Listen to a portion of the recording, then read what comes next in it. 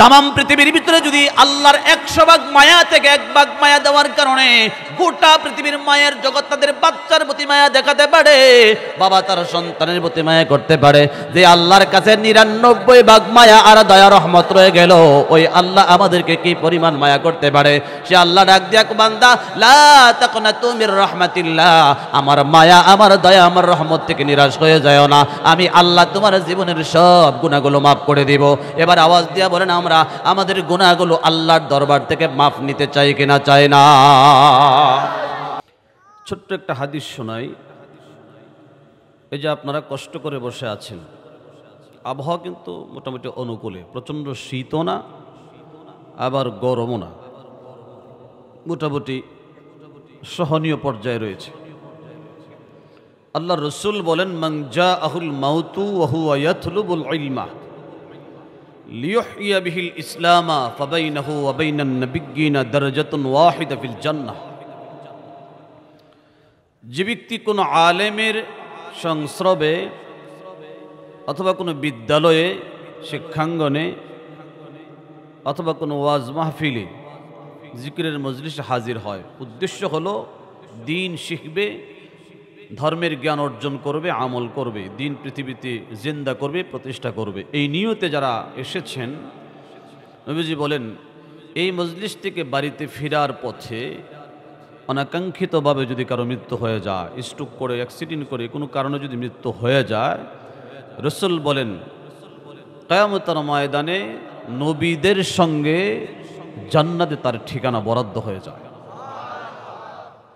ফাবাইনাহু ওয়া বাইনান নাবিয়্যিনা দারাজাতুন ওয়াহিদা ফিল জান্নাহ, স্তর শুধু ভিন্ন থাকবে, ওনারা নবী আমরা উম্মত, নয়তো বাজেট ঠিকানা একই কাতারে। আল্লাহু আকবার বলেন। তাহলে আজকের এই মহামূল্যবান যে সময়টা আমরা এখানে পার করতেছি, আমাদের লস হলো না লাভ হলো? এমন লাভবান হওয়া যায় এ ধরনের মজলিসে ঘন ঘন যাওয়ার দরকার আছে না নাই? যাবেন তো বহুত ফায়দা হবে, কল্যাণ হবে, ইমান জিন্দা হবে, ইমানের ব্যাটারি ফুল চার্জ হবে। নিজের চাইতে ভালো মানুষের সঙ্গে প্রতিদিন কিছু সময় দেওয়া, তো অটোমেটিক আপনি ভালো থাকতে পারবেন। নিজের চাইতে খারাপের সঙ্গে চলবেন, অটোমেটিক খারাপের প্রভাব বিস্তার হবে। এই জন্য কোরআনে আল্লাহ তাআলা বহু আয়াত ওই প্রসঙ্গে নাজিল করেছেন। আজকে আমরা যে বিষয়টা নিয়ে আলোচনা শুনবো সেটা হলো রমজান সামনে আগত। রমজানের ব্যাপারে আল্লাহ রাসূল বলেছেন, আউয়ালুহু রাহমাতুন আওসাতুহু মাগফিরাতুন আখিরুহু ইতকুম মিনাল আযাবিল গরাম। শুরুতে রহমত, মাঝে মাগফিরাত, শেষে মুক্তি। কোন কোন উলামায়ে কেরামগণ বলেছেন পুরা রমজানই নাজাত, পুরা রমজানই মুক্তি, পুরা রমজানই মাগফিরাত, রহমত। তো রমজান আগত যেহেতু, এটা 12 মাসের মধ্যে একটা স্পেশাল মাস, সিজনালি মাস। বাজারে যেমন কিছু সিজন থাকে, সাপ্তাহিক কিছু হাট জমে কিছু কিছু বাজারে, ওই হাটে প্রচুর বেচা কেনা হয়, কাস্টমার অধিক হয়, বেচা কেনা বেশি হয়, লাভবান বেশি হওয়া যায়, ঠিক কিনা বলেন? 12 মাসের মধ্যে রমজান হলো আখেরাতের সঞ্চয় ক্যাশকেপিটাল করার স্পেশাল মাস, হলো মাহ রমাদান। রমজানকে যারা মূল্যায়ন করবে তারা যেন বাজারের দিন বাজার করলো, ঠিক না? ঠিক না? এই জন্য রমজানকে আমরা কদর করতে চাই না, চাই না? রমজান মাসে গুনাহ মাফেরও মাস। রমজানকে রমজান কেন বলা হয়?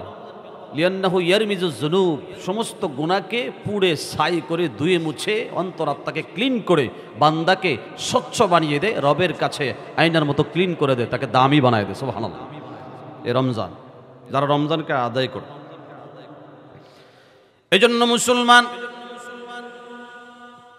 পবিত্র কোরআনুল কারীম থেকে সূরা আলে ইমরানের 133 নং আয়াতে কারিমা আপনাদের সামনে তেলাওয়াত করলাম। আমার তেলাওয়াতকৃত আয়াতে রব্বি কারীম বিশ্ববাসীকে ডেকে ডেকে বলেন, পৃথিবীতে যারা আমরা অপরাধী, গুনাহগার, আমরা যারা পাপ করেছি, অন্যায় করেছি, গুনাহ করেছি, আমাদেরকে আল্লাহ তাআলা ডাকতেছেন, ওয়াসারিউ ইলা মাগফিরাতিম মির রাব্বিকুম ওয়া জান্নাতিন আরদুহাস সামাওয়াতু ওয়াল আরদ উইদ্দাত লিল মুত্তাকিন।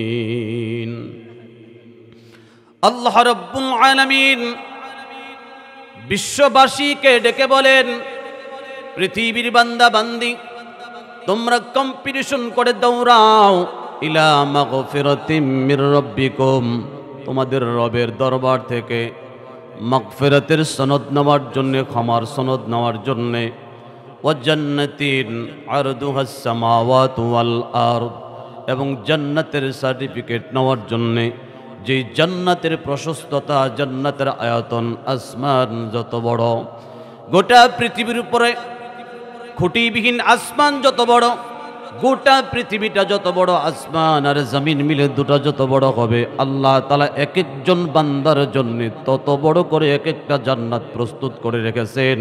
ওই জান্নাতের মালিকানা নেওয়ার জন্য আল্লাহর দরবারে আল্লাহ তাআলা দৌড়াতে বারবার করে আহ্বান করছেন। বলেন সুবহানাল্লাহ। একটু সকলে আওয়াজ দিয়া বলেন তো দেখি, আপনার আমার জিন্দেগির ভিতরে গুনাহ আছে না নাই? পিছনে যারা বসছেন আওয়াজ হয়ই না, একটু আওয়াজ করতে হবে, জিজ্ঞেস করলে উত্তর দিবেন, তাহলে কথা বলা সহজ হয়। বলেন তো দেখি আমাদের এই গুনাহ আছে না নাই? সমাজগ্রামে একটা কথা আছে, কানা মনে মনে জানা। প্রত্যেকেরই গুনার খবর প্রত্যেকের জানা আছে। এখানে যারা বসা আছেন আমি আপনাদের খবর জানি না, আমাকে মূল্যায়ন করেছেন, প্রধান বক্তা দিয়েছেন, আমি যে কত বড় অপরাধী পৃথিবীর কেউ জানে না, আপনারাও জানেন না। আমি কিন্তু আমার রবের দরবারে ঠিকই ধরা। কথা বলেন ঠিক কিনা?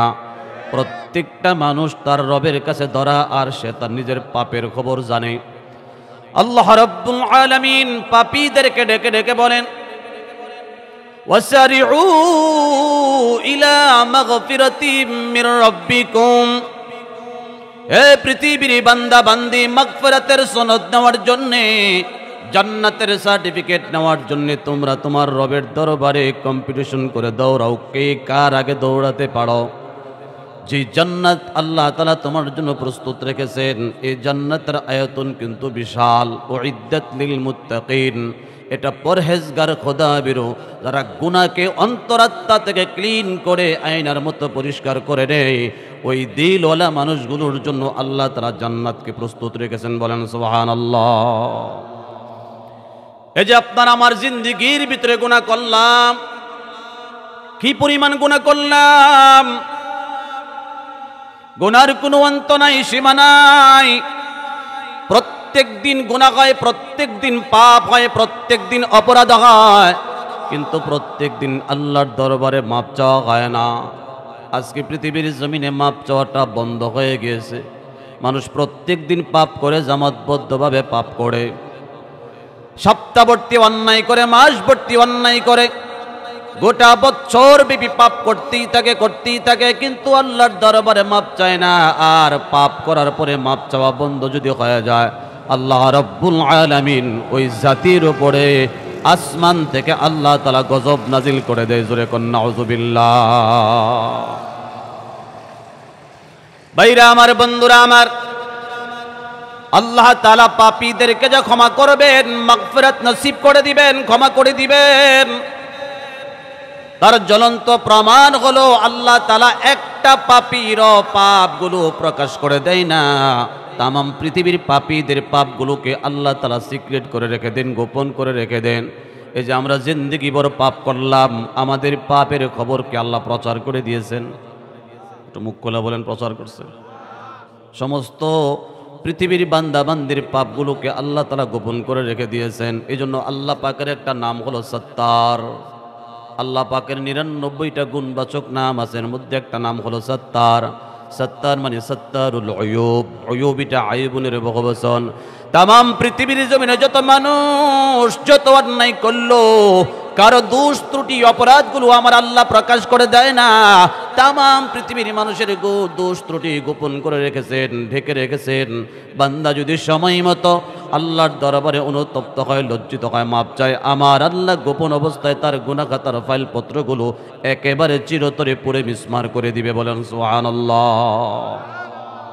আল্লাহ পাকের একটা নাম হলো গফফার। গফফার মানে এই গফফারুজ যুনুব, গোটা পৃথিবীর মানুষের পাপগুলোকে আল্লাহ তাআলা মাফ করবেন। এই জন্য আল্লাহ তাআলা নিজের নাম রেখেছেন গফফার। ইসমে মুবালাগার সিগা, অতি ক্ষমাকারী। আল্লাহ পাকের মতো এমন ক্ষমাকারী আর কোনো মানুষ নাই, আর কোনো সৃষ্টি নাই। আছে নাকি? আল্লাহর সৃষ্টিকুলের ভিতরে আল্লাহ যেমন ক্ষমা করেন এমন ক্ষমাকারী কেউ আছে?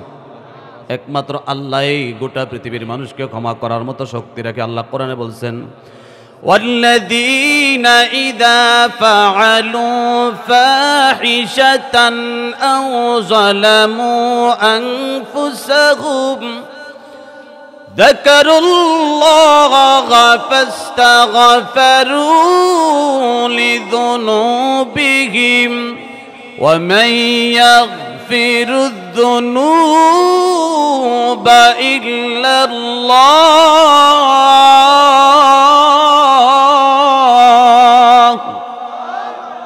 কোরআন শরীফের আয়াত শোনার পরে যদি কেউ আল্লাহু আকবার পড়ে, তার আমল নামায় আল্লাহ তাআলা মিজানের পাল্লা লুট করে এক পাল্লা নেকি জমা করে দেয়। এই যে বসছি আমরা, নগদ কিছু নেকির দরকার আছে না? তাহলে মুখ খুলতে হবে, একটু আওয়াজ উচ্চ করতে হবে, সমস্যার সমকণ্ঠে আবারও বলি আল্লাহু আকবার। মুমিনের কাজ কি? পৃথিবীতে আমরা আসলাম, মূল কাজই হতো আমার রবকে বেশি বেশি ডাকা, আর কিছু পায় আর না পায় রবকে ম্যানেজ করা। পৃথিবীতে আপনি 10টা বাড়ির মালিক হলেন, বহুত পদ পদবি আপনি অর্জন করেছেন, যথেষ্ট সম্মানে আসীন হয়েছেন, সবাই আপনাকে কদর করে সম্মান করে, হঠাৎ মরে গেলেন, কবরে যাওয়ার পরে ফেরেশতারা জুতার মালা দিল। পৃথিবীতে বহুত পাইছেন, মরার পরে জুতার মালা। বলেন আপনি সাকসেসফুল?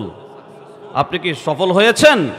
পৃথিবীতে কেউ চেনে না, ভ্যান গাড়ি চালায়, ফুটপাতে গেঞ্জি বিক্রি করে, কেউ তার চেনে না, এত কদরও নাই, সম্মানও নাই, গড় নাই, বাড়ি নেই, ফুটপাতে থাকে, নিম্ন শ্রেণীর মানুষ। পৃথিবীর কেউ তাকে কোয়ালিটি দেয় নাই, মর্যাদা দেয় নাই। কিন্তু প্রতিনিয়ত, প্রতি ওয়াক্তে, প্রতিটি মুহূর্তে রবের হুকুমগুলো যথাযথ আদায় করেছে। গোপনে গোপনে রবের সঙ্গে এমন গভীর কানেকশন করেছে যে কেউ জানে না তার রব তারে খুব ভালো করে চিনে। তার মর্যাদা আল্লাহর কাছে এত বেশি, তার মৃত্যুর পরে ফেরেশতারা তারে ফুলের মালা দিয়ে বরণ করে নিয়েছেন। সে কিছুই পায় নাই, সব পেয়েছে। কথা বলেন ঠিক কিনা? আরে কথা বলেন ঠিক কিনা? ঠিক না? তাহলে হায়াতের জীবনে কিছু পান আর না পান, আপনার ভাগ্যে যা লেখন আছে তা তো পাবিনি, কিন্তু সময় পার হয়ে যাবে। পান বা না পান, এই সময়ের ফাঁকে ফাঁকেই দুনিয়ার পাশাপাশি আপনাকে আমাকে রব ম্যানেজ করে কবরে যাওয়া লাগবে। কি বলেন? কথা ঠিক কিনা? ঠিক না? রব ম্যানেজ করতে হলে রবকে বেশি বেশি ডাকতে হবে। রবের ইয়াদ, খৌফে খোদা, জিক্রে খোদা, আল্লাহর ভয় আর আল্লাহর স্মরণ বেশি বেশি অন্তরে রাখতে হবে। বেশি বেশি যদি রবকে অন্তরে রেখে দেন, তাহলে অটোমেটিকই আপনার দ্বারা নেক কাজ করা সহজ হবে। কারণ মালিক যদি তদারকি করে, কারো মানসিকতা যদি এমন থাকে যে আমার মালিক আমার দিকে তাকিয়ে আছে, আমি বাটপারি করতে পারবো না, আমি কর্মচারী। মালিক তাকায় থাকলে কর্মচারী কখনো বাটপারি করে না, কাজে ধোঁকাবাজি করে না, যথাযথ কাজ করে, কাজে গুরুত্ব দেখা। কি বলেন? কথা ঠিক কিনা? ঠিক না? যে মুমিনের দিলের ভিতরে রবের ইয়াদ আর স্মরণ আছে 24টা ঘন্টা, এ মুমিন তো কামেলে মুমিন। সে চলতে ফিরতে, হাঁটতে বসতে, সর্বহালাতে রবকে স্মরণে রাখে। এমন মুমিন পৃথিবীতে ঘুমিয়ে গেল, রাতের বেলা ঘুমিয়ে গেল, তার রবকে সে বলে না। কথা বলেন ঠিক কিনা? ঠিক না? এই জন্য বেশি থেকে বেশি কারে স্মরণ করা, আর জোরে আওয়াজ দেবেন, কারে স্মরণ করবেন? মাহফিল থেকে একটু প্র্যাকটিস করায় দেওয়া, আমলে তো আর উঠানো সম্ভব না, একটু স্মরণ করিয়ে দেওয়া।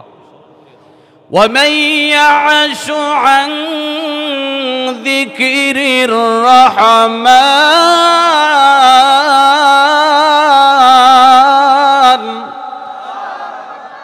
আওয়াজ ঠিক মতো হইতেছে তো নাকি? পিছনে যারা বসছেন তাকবীর দিচ্ছেন তো ইনশাল্লাহ? نُقَيِّدْ لَهُ شَيْطَانًا فَهُوَ لَهُ قَرِينٌ। আল্লাহ বলেন ওয়ামাই ইয়াশু আন যিকরির রহমান, রহমান আল্লাহর স্মরণ থেকে যারা গাফেল, সব স্মরণে আছে, ফ্যামিলি, বউ বাচ্চা, সন্তানাদি, চাকরি, ব্যবসা বাণিজ্য সবই তার মেমোরিতে আছে, শুধু স্মরণে নাই। কে? এমন মুসলমান সমাজে আছে না নাই? সংখ্যায় কম না বেশি? এক নেশাগ্রস্ত, নেশাকুরকে নেশাগ্রস্ত বলি আমরা। কোন নেশাগ্রস্ত? হাদিসে স্পষ্ট বলা আছে, রাসূল স্পষ্ট বলেছেন, ইন্নাদ দুনিয়া খাদিরাতুন হালওয়া ওয়া ইন্নাল্লাহা মুস্তাখলিফুকুম ফিহা ফানাজিরুন কাইফা তা'মালুন। হাদিসের শেষাংশে বলেন, আলা, সাবধান, ফাত্তাকুদ দুনিয়া ওয়াত্তাকুন নিসা। থাকবে পৃথিবীতে, কিন্তু পৃথিবীর মোহাব্বত অন্তরে প্রবল করো না। থাকবে মেয়েদের সাথে বিয়ে করে, কিন্তু তাদের মোহাব্বত অন্তরে প্রবল করো না। এই দুই জিনিস তোমার আখিরাত বরবাদ করে দিতে পারে। কথা বলেন ঠিক কিনা? ঠিক না? বাথরুমে যেমন যান প্রয়োজনে, জরুরত সেরে আর বসে থাকেন না, না কেউ বালিশ নিয়ে যায় যে একটু ঘুমাইলামও, এখন তো হাই কমোড আছে, ইচ্ছা করলে ঘুমানোর ব্যবস্থা আছে এলান দিয়া। কেউ বাথরুমে ঘুমায় না, প্রয়োজন শেষ বের হয়ে চলে আসে। ঠিক পৃথিবীটা এমনই, বেকদ্রে জরুরত, প্রয়োজনের বেশি আপনি মহাব্বত পৃথিবীকে করবেন, এই পৃথিবীতে আপনি থাকতে পারবেন না। আপনার যত প্ল্যান, আপনার যত স্বপ্ন, আপনার যত ড্রিম আছে, সমস্ত স্বপ্নগুলো পৃথিবীতে একদিন খান খান হয়ে যাবে। কারণ যেখানে স্বপ্ন দেখছেন এই পৃথিবীরই অস্তিত্ব নাই, তো আপনার স্বপ্ন স্থায়ী হবে কিভাবে? বলেন, পৃথিবী কি স্থায়ী? একটু আওয়াজ দেন। স্থায়ী? ক্ষণস্থায়ী, অস্থায়ী। কুল্লু মান আলাইহা ফান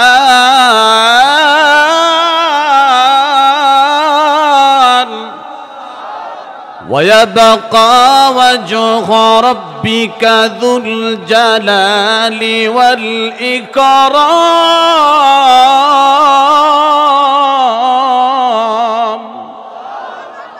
সূরা আর-রহমানের 26 এবং 27 নং আয়াতে আল্লাহ বলেন, কুল্লু মান আলাইহা ফান, ভূপৃষ্ঠে জমিনের উপরে যা আছে সব ধ্বংস হয়ে যাবে। ওয়ায়াবকা ওয়াজহু রাব্বিকা যুল জালালি ওয়াল ইকরাম, মহিমান্বিত মহিমান্বিত মহিমাময় আল্লাহ কেবল আপনার রব। আল্লাহ তার রাসূলকে বলছেন, আপনার রব আমি আল্লাহ কেবল থাকবো। তো আমাদের সমস্ত স্বপ্ন পৃথিবী নিয়ে হলে শুধুমাত্র আল্লাহ বেঁচে থাকবেন, আল্লাহর ধ্বংস নাই। আমরা যদি পৃথিবী নিয়ে স্বপ্ন দেখি, পৃথিবী সব শেষ, আমার স্বপ্ন শেষ, থাকবেন আল্লাহ, যাব আল্লাহর কাছে, জবাব দিব কি? এই জন্য পৃথিবীর মুসলমান পৃথিবীর জমিনে থেকে অস্থায়ী পৃথিবীতে স্থায়ী জগতের স্বপ্ন দেখতে হবে। এই জায়গায় সব স্বপ্ন বুনলে হবে না। দুনিয়া, রাসূল হাদিসে বলেন, হুব্বুদ দুনিয়া রাসু কুল্লি খাতিয়া, দুনিয়ার মহাব্বত অধিকতর, দুনিয়ার মহাব্বত, দুনিয়ার মহাব্বত, দুনিয়াকে অধিক ভালোবাসা। বহু মানুষ দেখবেন দিন যায় এক ওয়াক্ত নামাজে রবকে সিজদা দেওয়ার জন্য মসজিদে হাজিরা দেয় না, সপ্তাহ পার হয়ে যায় একদিনও মসজিদে হাজিরা দেয় না, মাস পার হয়ে যায় একবারও আল্লাহর সামনে সিজদা অবনত হয় না, বছর পার হয়ে যায়, গোটা বছরের ভিতরে তার রব কে তারে বানাইলো, কেন বানাইলো, কি উদ্দেশ্যে দুনিয়াতে পাঠাইলেন, সব উদ্দেশ্য বলে শুধুমাত্র দুনিয়ার মহাব্বতে পড়ে আছে। হঠাৎ করে আজরাইল মালাকুল মউত হাজির হয়ে গেল। আজরাইল তার জানটা কবজ করে নিয়ে গেল। কবরে যখন দাফন করা হয়, প্রশ্ন করা হয়, মার রব্বুক, বলো তোমার রবের নাম কি? জবাব দিবে, সব চিনলাম কিন্তু রব আমি চিনলাম না। সব ব্যবসা বুঝলাম, সব ব্যবসা করলাম, কিন্তু রবের ব্যবসা করি নাই, রবের নাম পর্যন্ত বলতে পারবে না। মিশকাতুল মাসাবি নামক কিতাবে বিশ্বনবীর হাদিস রয়েছে। প্রশ্ন করার সঙ্গে সঙ্গে জবাব দিবে, হা হা লা আদরি, হায় আফসোস, আমি তো জানি না আমার রবের নাম কি। মাথা থেকে পায়ের তালু পর্যন্ত রবের দেওয়া কোটি কোটি টাকার সম্পদ ব্যবহার করলো, সুস্থ ব্রেন আল্লাহ তাআলা দান করলেন, সুস্থ দুইটা চক্ষু আল্লাহ তাআলা দান করলেন, অঙ্গ প্রত্যঙ্গ দান করলেন, বিবেক বুদ্ধি দান করলেন। আল্লাহর দেওয়া সব ব্যবহার করে, আল্লাহর দেওয়া অক্সিজেন অগণিত ব্যবহার করে, আল্লাহর দেওয়া পানি পান করে, আল্লাহর দেওয়া পৃথিবীতে সমস্ত নিয়ামত ভোগ করে সবাইকে চিনল, কিন্তু আল্লাহকে চিনল না। এমন নাফরমানের ঠিকানা জাহান্নাম ছাড়া অন্য কোথায় হতে পারে না। কথা বলেন ঠিক কিনা? সম্পর্ক কার সঙ্গে করতে হবে বলেন? আল্লাহর সাথে বান্দার সম্পর্ক দূরত্ব হয় পাপের কারণে।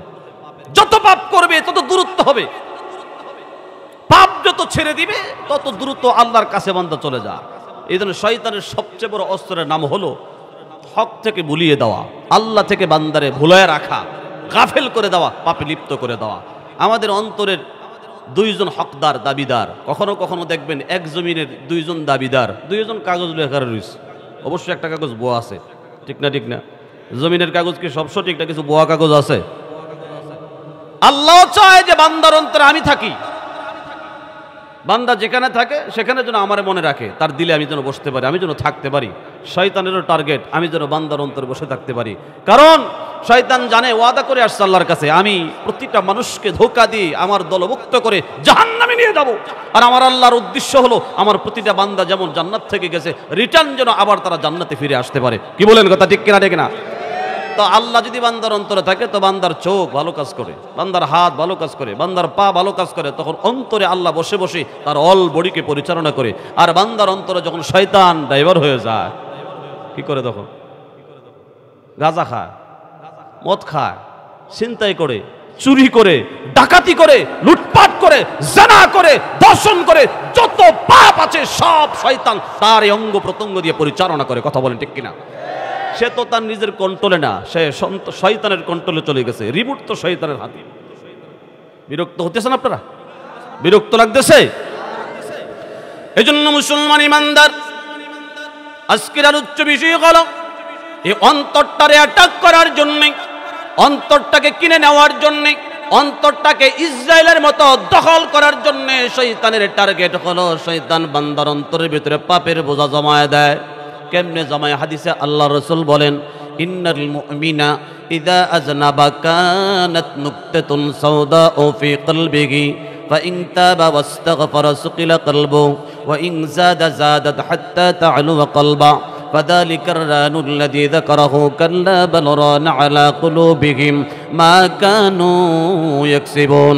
রহমতের নবী বলেন, কোন ইমানদার মুমিন বান্দা যখন একটা অন্যায়, একটা পাপ, একটা অপরাধে লিপ্ত হয়ে যায়, একটা অন্যায় করে ফেলে, অঙ্গ প্রত্যঙ্গের মাধ্যমে একটা পাপ করে, আল্লাহ বড় দয়ালু, তার হাতের দ্বারা অন্যায় করলে হাতে কোনো স্পট লাগে না, চোখের দ্বারা পাপ করলে চোখে কোনো দাগ লাগে না, জবানের দ্বারা অন্যায় পাপ করলে তার জবানের ভিতরে কোনো দাগে লাগে না, অঙ্গ প্রত্যঙ্গের ভিতরে আল্লাহ তাআলা কোনো স্পট লাগায় না। প্রত্যেকটা পাপের স্পট তার অন্তঃকরণের ভিতরে লেগে যায়, অন্তরের ভিতরে দাগ পড়ে যায়, স্পট পড়ে যায়, কালো দাগ লাগে।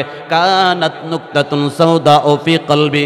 ছোট্টকালে আপনারা মক্তবে পড়েছেন, আলিফ খালি বাইরে নিচে এক নুকতা। পড়ছেন? কথা কন না, পড়ছেন কিনা? ছোট্ট একটা ব্ল্যাক ফুটাকে নুকতা বলা হয়। আল্লাহ নবী বলেন, একটা পাপ করলে অন্তরের ভিতরে একটা দাগ লাগে, দুইটা অন্যায় করলে বান্দার অন্তরের ভিতরে দুইটা দাগ লাগে, তিনটা পাপ করলে তিনটা দাগ লাগে। এবার আওয়াজ দিয়ে বলেন তো, জীবনে কি একটা, দুইটা, পাঁচটা, 10টা পাপ করলাম না হাজার হাজার করলাম? তওবা যদি না করে থাকি, তওবা যদি কবুল না হয়ে থাকে, তাইলে অন্তরের ভিতরে হাজার হাজার দাগ পড়ে আছে।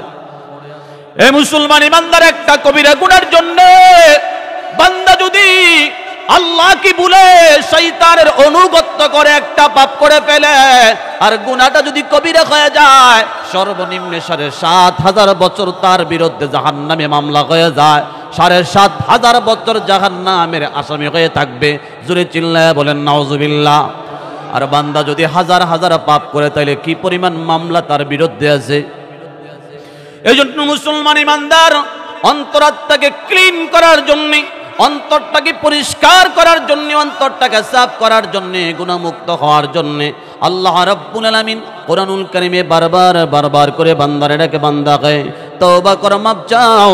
তুমি যেমন শরীরটা পরিষ্কার রাখো, মাথাটা যেমন পরিষ্কার রাখো, হাত মুখ যেমন ধুয়ে মুছে পরিষ্কার রাখো, বান্দারে বাহ্যিক যত পরিষ্কার, বাহ্যিক যেমন পবিত্রতা অর্জন করো, তোমার অন্তরাত্মাটাকে পরিষ্কার রাখো।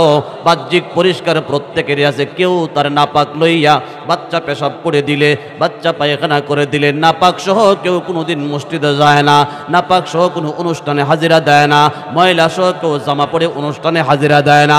বাহ্যিকটা তুমি যেমন বুঝো, বাহ্যিক তো তুমি খুব মূল্যায়ন করো, আয়রন করে, পাঞ্জাবি ইস্ত্রি করে, আয়রন করে, পরিষ্কার করে, আতর লাগাইয়া, পারফিউম লাগাইয়া 10 জনের সামনে নিজেকে উপস্থাপন করো। বান্দারে অন্তরের ভিতরে যে কবিরা গুনাহগুলো লেগে আছে, এক একটা কবিরা গুনার জন্য তোমার জন্য জাহান্নামের ভিতরে আল্লাহ তাআলা 7,500 বছরের মামলা লিখে রাখছে। এক একটা পাপের কারণে কতদিন জাহান্নামের আগুনে পড়বা জানোনি? সুতরাং এই জাহান্নামের কালো আগুন তুমি সহ্য করতে পারবে না।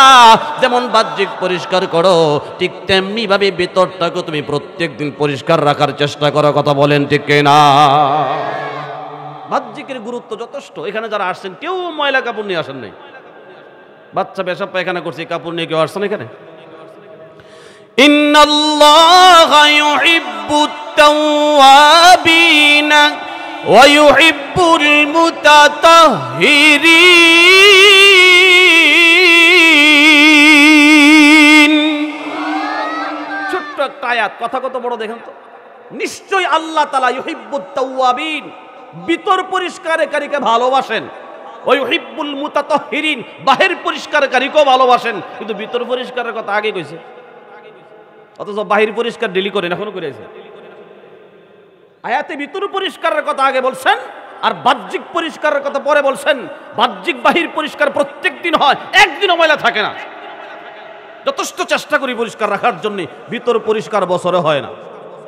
কি বলেন, কথা ঠিক কিনা ঠিক না? বাহির তো পরিষ্কার, সাবান ছোটা সাবান দিলেই, ব্লিচিং পাউডার দিলে, সার্ফ এক্সেল দিলে বাহির পরিষ্কার হয়ে যায়। সার্ফ এক্সেল দিলে কি ভিতর পরিষ্কার হয়ে যায়? ভিতর পরিষ্কার করার জন্য রবের কাছে অনুতপ্ত হওয়া লাগে, খাঁটি দিলে তৌবা করা লাগে, মাপ চাওয়া লাগে। বিশেষ কিছু শর্ত আছে, শর্ত শরায়াত মেনে আল্লাহর কাছ থেকে মেডিসিন কিনতে হয় ভিতর পরিষ্কার করার জন্য। এটা আমরা জানিও না, আজকে বিষয়টা জেনে যাব। কিভাবে আমার ভিতরটাকে আমি সাফ করতে পারি, আমি আজকে সদ্য জন্ম নেওয়া নবজাত শিশুর মতো নিষ্পাপ হতে পারি, পাক হতে পারি, এটা আমাদের জানার দরকার আছে না নাই?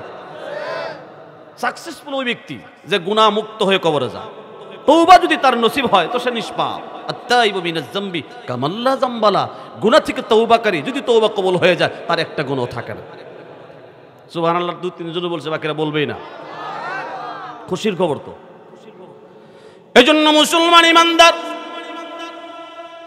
আল্লাহ রাব্বুল আলামিন কোরআনুল কারীমে আপনাকে আমাকে বারবার করে ডাকতেছেন, বান্দা তওবা করো, মাপ চাও, আমি আল্লাহ তোমাকে মাফ করার জন্য প্রস্তুত রয়েছি। সাহাবায়ে কেরাম ছোট্ট ছোট্ট অন্যায় করেছেন, আল্লাহর দরবারে সময় মতো অক্ত মতো মাপ চেয়ে অন্তরাত্মাকে পরিষ্কার করেছেন। এই জন্য নবীগণ, সমস্ত নবীগণ মাসুম, একজন নবীর কোনো গুনাহ নাই। এই বিষয়টা বোঝার দরকার আছে। ছোট্ট করে একটা কথা, সমস্ত নবীগণ মাসুম, ইসমাতে আম্বিয়া, একজন নবীর কোনো গুনাহ নাই। সমস্ত নবীরা মাসুম, নিষ্পাপ, ঠিক আছে না?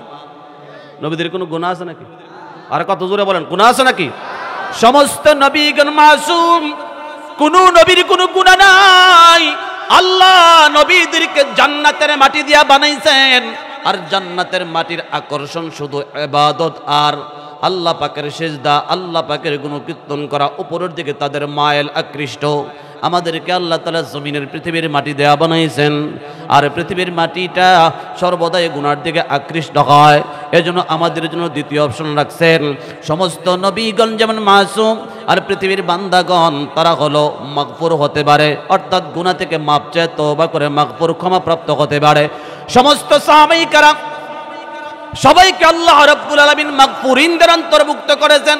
এমন অনেক সাহাবায়ে কেরাম ছিলেন যারা নবীর সাহাবী হওয়ার পরও জঘন্য জঘন্য কবিরা গুনাহ করে ফেলেছে।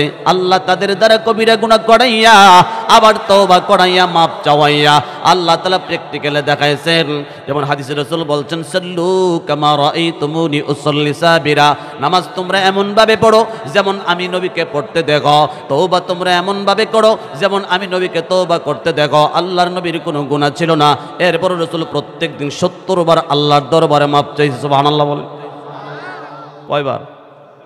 ময়লা নাই, এরপরে 70 বার। আর আমাদের ময়লার শেষ নেই, আমরা একবারও না। অনেক সাহাবায়ে কেরাম কবিরা গুনাহ করেছেন, জিনার কাজে পর্যন্ত লিপ্ত হয়েছেন, কিন্তু জিনাকার অবস্থায়, পাপিষ্ঠ অবস্থায় তাদের মৃত্যু হয় নাই। একজন সাহাবী এমন নাই যে সাহাবী পাপী অবস্থায় কবরে গেছে। প্রত্যেকটা সাহাবী আল্লাহর দরবার থেকে অনুগত্য স্বীকার করে তওবা করে মাপ চেয়ে আল্লাহর দরবারে সিলিন্ডার করে এমনভাবে কান্না করেছেন, আমার আল্লাহ অতীতের জিন্দেগীর সমস্ত পাপগুলোকে ক্লিন করে পরিষ্কার করে আল্লাহ সার্টিফিকেট দিয়ে দিলেন, মাগফুরুল্লাহ, আমি তাকে মাফ করে দিলাম। এবং আল্লাহ সন্তুষ্টির আয়াত নাযিল করে আল্লাহ বলেন, রিদওয়ানুল্লাহি তাআলা আজমাইন, মহান আল্লাহ তাদের উপরে সন্তুষ্টির আয়াত পর্যন্ত নাযিল করেছেন। বলেন সুবহানাল্লাহ। নবীরা মাসুম, নিষ্পাপ, সাহাবায়ে কেরাম মাগফুর, ক্ষমাপ্রাপ্ত। এখন আমরা কি? আমাদের মধ্যে কেউ আছে মাগফুর আর অধিকাংশ মাগফুর না, মানে আমরা মাপ চাই না। মাপ চাইলে ক্ষমা হয়, আর ক্ষমা করলে ইসমে মাফউলের সিগা মাগফুর, মানে ক্ষমাপ্রাপ্ত। তো আমাদের মধ্যে বহু মানুষ আছে যারা ক্ষমা চায়ও না, ক্ষমা পায়ও না। কি বলেন, কথা ঠিক কিনা ঠিক না? ক্ষমার দরজা খোলা না বন্ধ? আরো জোরে বলেন, খোলা না বন্ধ? আল্লাহ খোলা রাখছেন। এই ক্ষমার দরজা কিয়ামত পর্যন্ত খোলা থাকবে, হাত্তাল মাউত, মৃত্যু আসার আগ পর্যন্ত। কিন্তু বহুত লোক তো এমন আছে যারা ক্ষমা চাইতে বুঝেও না, প্রয়োজনও মনে করে না। উলামায়ে কেরাম বারবার যখন বুঝায় তো অনেকে চিন্তা করে না, 8-10 বছর খায় লই, 8-10 বছর করে লই, 8-10 বছর উল্টা পাল্টা করে লই। এরপর একবার হজ করে তওবা করে ভালো মানুষের মতো মানুষ হয়ে যাবো, এমন মানসিকতা নিয়ে অনেকে আগাচ্ছে না? কথা কোন আসে না? এমন লোক সুদ খায়, ঘুষ খায়, বাটপারি করে, সিটারি করে, 2 নাম্বারি করে, বহুত অপরাধে লিপ্ত, তওবা করতে চায় না। মানসিকতা এমন, আর 20টা বছর পর একবারে ছেড়ে দিব, পোলাটারে পড়াশোনা করে, মেয়েটারে বিয়ে সাথে দিয়া 3 তালার কাজটা কমপ্লিট কইরা এরপরে ইনশাল্লাহ মাথা বিড়ে বেসাইলাম, একবার হজ করে এসব। নাউজুবিল্লাহ বলেন। এই ধরনের লোকের তওবা খুব কম নসিব হয়। وليست التوبة للذين يعملون السيئات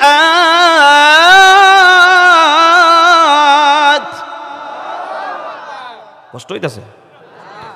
حتى إذا حضر أحدهم الموت قال إني تبت الآن।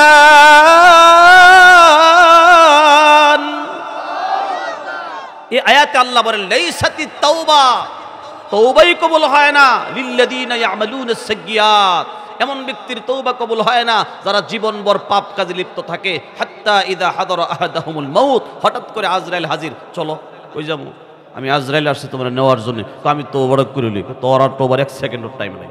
লা ইস্তাখিরুনা সাআতাও ওয়ালা ইস্তাকদিমুন, সারা জীবন পাপ করেছে, আজরাইল আসার পর তওবা করতে যায়, আল্লাহ তওবা কবুল করে? ফেরাউন তাই করছে। ফেরাউন 400 বছর পর্যন্ত জুলুম, অত্যাচার, নিপীড়ন করেছে, শত শত মানুষের জীবন নাশ করেছে। ফেরাউন একতরফা শাসন করেছে, নিজেকে খোদা দাবি করছে, আমিত্ব বরত্ব দেখাতে দেখাতে শেষ পর্যন্ত আল্লাহরে নিয়ে পাল্লা দিছে। নাউজুবিল্লাহ ছেলে বলেন। হঠাৎ যখন আজরাইল চলে আসছে যে না আমি তো আল্লাহ না, আমার দিন মরণ আছে, আজরাইল আসছে জান কবজ করার জন্য, বলেন ইন্নী তুবতুল আন, আমি এখন তওবা করলাম, আমানতু বিরব্বি মুসা ওয়া হারুন, মুসা নবী আর হারুন নবীর যুগ ছিল তখন আলাইহিমুস সালাম, আমি মুসা নবী এবং হারুন আলাইহিস সালামের রবের উপর ঈমান আনলাম, আল্লাহকে তোর ঈমান নেই না, তোর ঈমান কিনা আমি নিব না।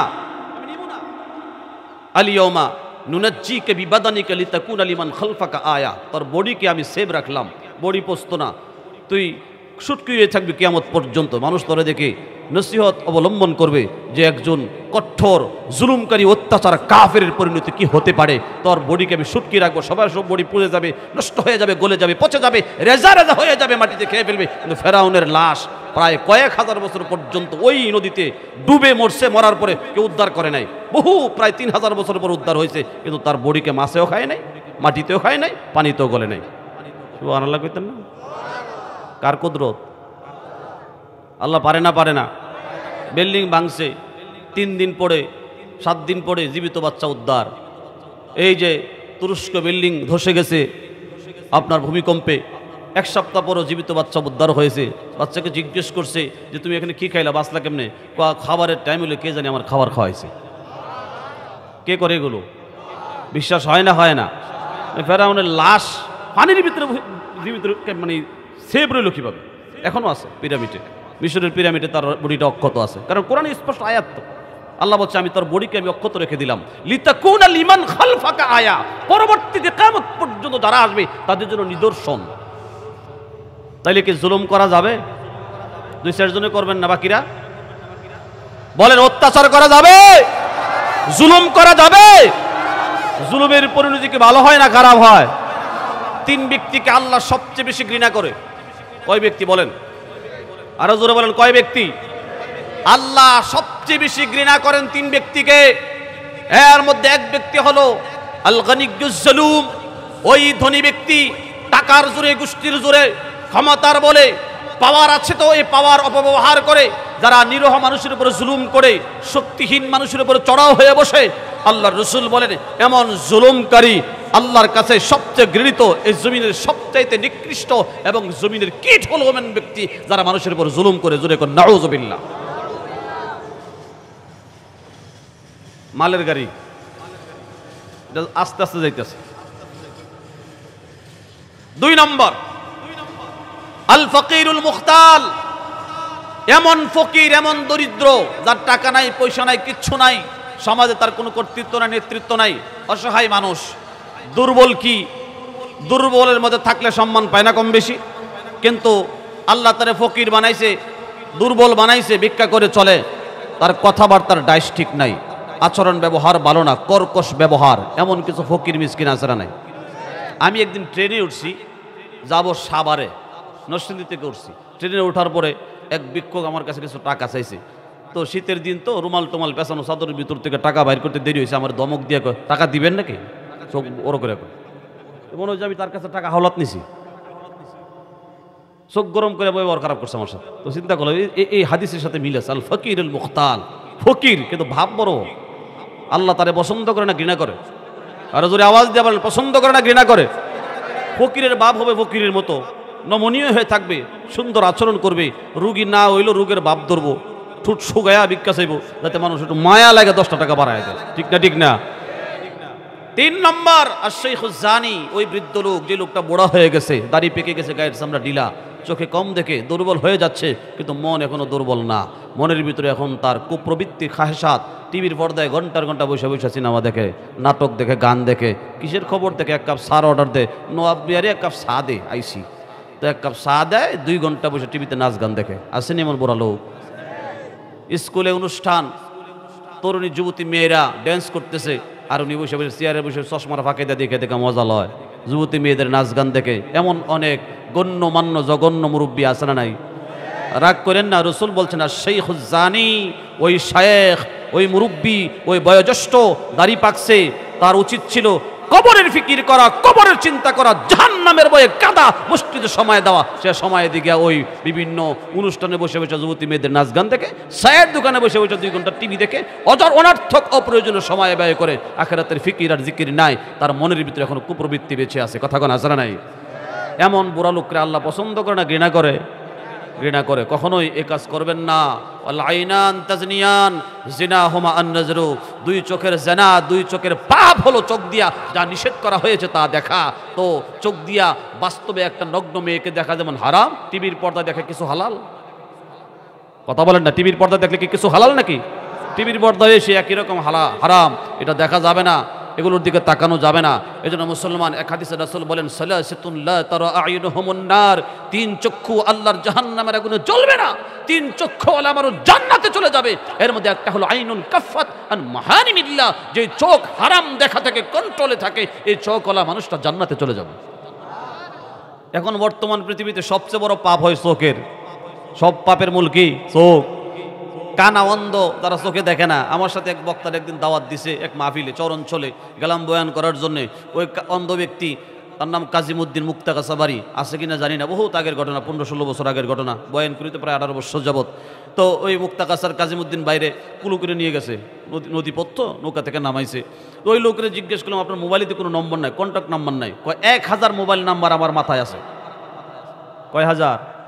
চোখ দিয়ে কোনো কোরআন শরীফ দেখে নাই, মানুষে বলছে, উস্তাদ বলছে, কানে শুনে শুনে, ছাত্ররা বলছে, শুনে শুনে 30 পারা কোরআন মুখস্থ। সুবহানাল্লাহ পড়েন। কারণ মেমোরি লুড না, একেবারে ফাঁকা, আরে ফাঁকা, ব্রেন ফাঁকা, কোনো পাপ নাই। আর আপনার চোখের ক্যামেরায় হাজার হাজার পিকচার, ছবি, গুনাহ, জেনা, গান, অশ্লীলতা, মেমোরি ফুল লোড। কথা কোন ঠিক কিনা? ঠিক না? ঢুকবে কেমনে ইবাদত? ঢুকবে কিভাবে? স্বাদ, আল্লাহর স্বাদ, কোরআনের স্বাদ, মা বাবার স্বাদ, ইবাদতের স্বাদ লাগে না কেন? কারণ আগেই পাপাচার দিয়া শয়তান লুট করে রাখছে। কথা বলেন ঠিক কিনা? ঠিক না? এই লুট ক্লিন করতে হবে, মেমোরি স্ক্রিনিং করতে হবে, মেমোরিকে ফ্রেশ করতে হবে, মেমোরি ডিলিট করতে হবে, পবিত্র জিনিস ঢুকাতে হবে, নাপাক কাটতে হবে। কথা বলেন ঠিক কিনা? ঠিক না? এই জন্য মাঝে মধ্যে কোথায় আসতে হয়? ওয়াজে আসতে হয়, ওলামাদের সোহবতে যাওয়া লাগে, আল্লাহ ওয়ালাদের নেক সোহবতে যাওয়া লাগে। তাইলে গুণামুক্ত জীবন অটোমেটিক আমার জীবনে চলে আসবে। আল্লাহ আমাদেরকে তৌফিক দিয়ে বলেন আমিন। আরো জোরে আওয়াজ দিয়ে চিল্লায়া বলি আল্লাহুম্মা আমিন। এই জন্য ভাইরা আমার, বন্ধুরা আমার, সাহাবায়ে কেরামের কথা বলতেছিলাম। সাহাবায়ে কেরামকে আল্লাহ রাব্বুল আলামিন জঘন্য অপরাধ করার পরও আল্লাহ তাআলা তওবার সুযোগ করে দিয়েছেন। কারণ আল্লাহ তাআলা গফফার, অতি ক্ষমাকারী। আল্লাহ পাক তামাম পৃথিবীর মানুষদেরকে ক্ষমা করতে চায়। খোদাবন্দ তাআলা বাহারামি জুস্তান, আল্লাহ তাআলা বাহানা তালাশ করে বেড়ায় বান্দারে কোন সিলাই মাফ করে জান্নাতের মেহমান বানানো যায়। আল্লাহর নবীর আপন চাচার হত্যাকারী, কিতাবুল মাগাজির ভিতরে, বুখারী শরীফের ভিতরে ঘটনা উল্লেখ করা হয়েছে। একাধিক কিতাবের ভিতরে বিশুদ্ধ বর্ণনা আছে। আল্লাহর নবীর আপন চাচা, তার নাম হলো আমির হামজা আসাদুল্লাহিল জব্বার। আল্লাহ পাক তাকে আল্লাহর সিংহ বলে, আল্লাহর সৈনিক বলে উপাধি দিয়েছেন। আল্লাহর নবীর আপন চাচা আমির হামজা উহুদের প্রান্তরে গেলেন নবীর নির্দেশে যুদ্ধ করার জন্য। আল্লাহর নবী সাল্লাল্লাহু আলাইহি ওয়াসাল্লামের নির্দেশে উহুদের ময়দানে যখন যুদ্ধ করতে গেলেন, আমির হামজাকে শহীদ করার জন্যে, আমির হামজাকে কতল করার জন্যে একজন মহিলা একটা গোলামকে ভাড়া করছে, তোরে পুরস্কৃত করব, পুরস্কার দিব, তোর দাবি দেওয়া সব পূরণ করব। আমার উদ্দেশ্য হলো তোকে আমি এতগুলো পুরস্কার দেব, টার্গেট হলো আমির হামজার মাথা কেটে আমার কাছে নিয়ে আসবে। আমি প্রতিশোধ নিতে চাই। আমির হামজা আমার আত্মীয় স্বজনকে মেরে ফেলেছিল অন্য একটা যুদ্ধের ময়দানে। এই প্রতিশোধ নেওয়ার জন্যে মহিলা যখন ওয়াহশী নামক একজন দুর্বল গোলামকে আমির হামজাকে শহীদ করার জন্য লিয়ে দেয়, ওই ওয়াহশী নামক গোলাম আমির হামজার মাথা কেটে নেওয়ার জন্য উহুদের ময়দানে চলে আসছে। আমির হামজা তাকে দেখছে। আমির হামজা ভাবলেন, মশা মেরে হাত লাল করে লাভ নাই, একটা দুর্বল মানুষকে হত্যা করে লাভ নাই। কিন্তু এটা জানার দরকার ছিল যে প্রত্যেকটা হাড্ডির ভিতরে মগজ আছে, প্রত্যেকটা মানুষের ভিতরে চেত আছে, জিদ আছে, রাগ আছে। কোনো দুর্বল শত্রুকেও দুর্বল মনে করতে নাই। কথা বলেন ঠিক না? মুসলমান তো সহজ সরল। আমির হামজা, আমি এত বড় বাহাদুর, এবার একটা দুর্বল সৈনিককে, প্রতিপক্ষের একটা দুর্বল সৈনিকের গায়ে আঘাত দিব না। ইসলামের বড় আদর্শ, দুর্বলের গায়ে আঘাত দেওয়া যাবে না, নারীদেরকে আঘাত দেওয়া যাবে না, বাচ্চাদেরকে আঘাত দেওয়া যাবে না। দুর্বল মনে করে আঘাত দেয় নাই। এই দুর্বল সৈনিক ওয়াহশী আমির হামজাকে আঘাত করে জমিনে ফেলে দেয়। জমিনে ফেলার পরে কল্লা কেটে ফেলে, বুক চিরে কলিজা বের করে নিয়ে যায়, নাক ঠোঁট অঙ্গ প্রত্যঙ্গ কেটে কেটে ফেলে, জোরে চিল্লায় কন্যা নাউযুবিল্লাহ। এমন নির্মমভাবে আমির হামজাকে শহীদ করে দেওয়ার পর আল্লাহ রাসূলের দরবারে যখন খবর পৌঁছানো হলো আপনার চাচা আমির হামজাকে মর্মান্তিকভাবে শহীদ করে দিয়েছে উহুদের ময়দানে, নাক কেটে ফেলেছে, ঠোঁট কেটে ফেলেছে, কান কেটে ফেলেছে, কলিজা পর্যন্ত বের করেছে, এমনকি কল্লা পর্যন্ত বিচ্ছিন্ন করে দিয়েছে। আল্লাহর নবী চাচার এই মর্মান্তিক শহীদের ঘটনা শুনে এত কান্না করলেন, আমার নবী কানতে কানতে কানতে কানতে দাড়ি বাসাইয়া বুক পর্যন্ত বাসাইয়া দিয়েছে। জোরে কোন আল্লাহু আকবার। এমন কান্না পৃথিবীর মানুষ সাহাবায়ে কেরাম কোনোদিন দেখে নাই। আল্লাহর নবী এত কান্না করেছেন, উপস্থিত সাহাবায়ে কেরাম পর্যন্ত আল্লাহর নবীর চোখের পানি দেখে কান্না থামাতে পারে নাই। যেই লোকটা ওয়াহশী নামক ব্যক্তি আমির হামজাকে শহীদ করে, আল্লাহ রাসূলের চাচাকে শহীদ করে, কিছুদিন পর ওয়াহশী আল্লাহ রাসূলের দরবারে চিঠি লিখলো, পত্র লিখলো, ওগো আল্লাহর নবী, ইসলামের বিউটি, ইসলামের সৌন্দর্যগুলো দেখে কেন জানি দিন দিন আমার ভিতরে শুধু পরিবর্তন লাগে। আমার তো বারবার মনে চায় আমি তওবা করে মাপ চেয়ে কালিমা পড়ে আপনার সাহাবী হয়ে যাই, ইসলামের সুশীতল ছায়ায় আশ্রয় গ্রহণ করে। জোরে বলেন সুবহানাল্লাহ। হেদায়েতের মালিক কে? আর একটু জোরে বলেন কে? আল্লাহ রাসূল দেখেন চেষ্টা করছেন তার চাচা আবু তালেব, আপন চাচা, ইসলামের ক্ষেত্রে ইসলামের শুরু যুগে সবচাইতে বেশি হেল্প করেছেন, সহযোগিতা করেছেন আমার রাসূলকে আবু তালেব। যদিও কালিমা পড়ে মুসলমান ছিলেন না, হয় নাই, কিন্তু ইসলামের ক্ষেত্রে বহু সহযোগিতা করেছেন। কাফেররা আঘাত করতে আসলে এইভাবে দুই হাত দিয়ে দাঁড়িয়েছেন, কথা বলো আমার সাথে, আমি নেতৃত্ব দিই তোমাদের সাথে, আমি তো তোমাদের দলে। কি হয়েছে, কি করেছে আমার ভাতিজা, আমার সাথে কথা বল। ঘরে ঢুকতেই দেয় না, রাসূলের গায়ে কোনো আঘাত করতে দেয় নাই, এমন হেল্প করছেন। সেই চাচার এন্তেকালের পূর্ব মুহূর্তে রাসূল বারবার বলছেন, চাচা আপনি শুধু বলেন কুল লা ইলাহা ইল্লাল্লাহ আশহাদু লাকা বিহা ইয়াউমাল কিয়ামা, কিয়ামতের মামে লা ইলাহা ইল্লাল্লাহ পড়েন, মনে মনে মুহাম্মদুর রাসূলুল্লাহ কইেন। ভাতিজার কাছে ভাতিজার নাম বলতে যদি লজ্জা লাগে, হাদিসে শব্দটা আসে না, মুহাম্মদুর রাসূলুল্লাহ পড়েন, এটা বলে নাই, বলছে কুল লা ইলাহা ইল্লাল্লাহ, বলেন লা ইলাহা ইল্লাল্লাহ, পড়ে যান আপনি যাওয়ার আগে, পৃথিবী ছেড়ে যাওয়ার আগে। কিন্তু তিনি পড়েন নাই। তাফসীর হাদিসের কিতাবের ব্যাখ্যা গ্রন্থে আসছে, তিনি বলেছিলেন ফাখতারতুন নার আলাল আর, ফাখতারতুন নার আলাল আর। লজ্জা লাগে তো, লজ্জা লাগে, নেতৃত্ব দিয়েছি, জীবনে কোনোদিন বাতিজার কাছে সিলিন্ডার করি নাই, আমি আমার সমপাঠী সহযোগী যারা আছে তাদের দিকে তাকিয়ে জাহান্নামটাই গ্রহণ করলাম, লজ্জাটাকে উপরে রাখলাম। দেখেন, লজ্জা উপরে রেখে জাহান্নাম গ্রহণ করে মরছে, এরপর কালিমা পড়ে নাই। রাসূল অনেক কাঁদছে, তখন আল্লাহ আয়াত নাযিল করছেন, ইন্নাকা লা তাহদি মান আহবাবতা ওয়ালাকিন্নাল্লাহ ইয়াহদি মান ইয়াশা। আপনি চাইলেই কাউকে হেদায়েত করতে পারেন না, হেদায়েতের মালিক কে? আরো জোরে চিল্লায়া বলেন কে? নাইলে তো এই টঙ্গী রাসূল আসে নাই, নবীর সাহাবায়ে কেরামও টঙ্গী আসে নাই। হাজার হাজার মুসলমান তো ঠিকই হয়েছে, রাসূলের চোখের পানির বিনিময়ে, সাহাবায়ে কেরামের ত্যাগের বিনিময়ে, খোলাফায়ে রাশিদিনের ত্যাগের বিনিময়ে, উলামা হযরতের ত্যাগের বিনিময়ে, বুজুর্গানের দিনের ত্যাগের বিনিময়ে এই টঙ্গী পর্যন্ত গোটা বাংলাদেশে, গোটা বিশ্বে আল্লাহ ইসলাম প্রচার করে দিয়েছেন। কথা বলেন ঠিক কিনা? বেছে বেছে যদি নবীরা কালিমা পড়াতে পারতেন তো ওই কালিমা বংশের ভিতরে থেকে যেত। কথা বলেন ঠিক কিনা? নবীরা স্বজনপ্রীতি করে নাই, একেবারে গোটা বিশ্বে ইসলামের প্রচার করেছেন। তো আমি যে কথাটা বলতে চাই, আল্লাহ রাসূল সাল্লাল্লাহু আলাইহি ওয়াসাল্লাম আপন চাচাকে মৃত্যুর আগে বহু চেষ্টা করেছেন কালিমা পড়ানোর জন্য, পারেন নাই। তো হেদায়েতের মালিক তো আল্লাহ, এই জন্যে রাসূলের আপন চাচা আরেক চাচা আমির হামজাকে, এটা আপন চাচা, আবু তালেব আপন চাচা, আবু জাহেল আপন চাচা না। এটা অনেকের জানা নাই। আবু জাহেল আপন চাচা, বলেন আওয়াজ দিয়ে, আপন চাচা না, আপন চাচার লিস্টের ভিতরে নাই আবু জাহেল। আমির হামজা আপন চাচা, আবু তালেব আপন চাচা। আমির হামজা শহীদ হয়ে গেল, শহীদ করলো যেই ওয়াহশী নামক গোলাম, মর্মান্তিকভাবে শহীদ করেছে। এই লোকটা চিঠি লিখছে, ইয়া রাসূলুল্লাহ, আমি কালিমা পড়ে মুসলমান হয়ে আপনার দলভুক্ত হতে চাই, আমার জন্য কোনো রাস্তা আছে, ব্যবস্থা আছে আপনার কাছে? আমার তো মন চায় আমি কালিমা নিজে নিজেই পড়িনি, কিন্তু কোরআন শরীফের একটা আয়াত আমাকে বারবার বাধা দেয়। এই আয়াতে বলা হয়েছে যে আল্লাহ তাআলা 3 অপরাধীকে মাফ করবেন না। যেই 3 অপরাধীর কথা বলছে, আমি 3টা অপরাধ নিজে করছি, তো যদি মাফই না করে তো কালিমা পড়ে আমার লাভ হবে কি?